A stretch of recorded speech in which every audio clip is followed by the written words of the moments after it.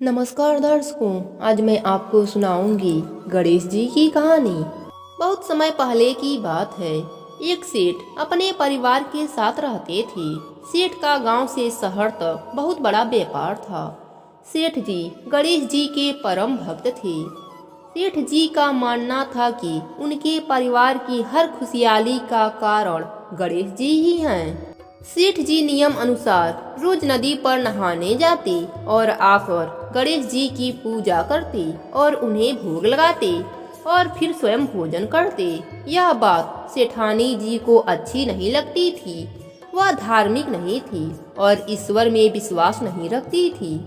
एक बार सेठानी ने सोचा कि यह इतना गणेश जी को मानते हैं, गणेश जी की पूजा करते हैं, लेकिन इससे क्या होता है, और नहीं तो वह अपना टाइम खराब करते हैं।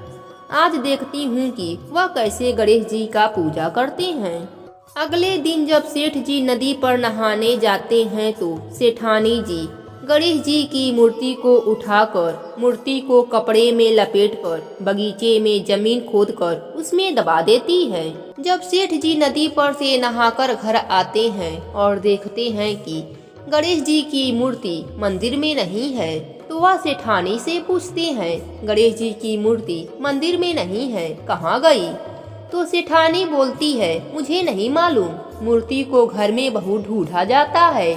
उस दिन सेठ जी गणेश जी को भोग नहीं लगा पाते, इसलिए खाना भी नहीं खाए और गणेश जी से प्रार्थना करते हैं, हे प्रभु, लगता है आप मुझसे नाराज हो गए हैं और आप कहीं चले गए। जब तक आप वापस नहीं आते मैं खाना नहीं खाऊंगा। उस दिन पूरा दिन निकल जाता है। सेठ की भक्ति में श्रद्धा थी, इसलिए उसी रात एक चमत्कार हुआ। सेठ को सपना आया जिसमें वह एक छोटे से चूहे के साथ खेल रहे होते हैं और चूहे को खाने के लिए लड्डू देते हैं। चूहा लड्डू लेकर बगीचे में जाता है और जमीन को खोदता है और लड्डू उसमें दबा देता है। अचानक से सेठ जी की नींद खुल जाती है।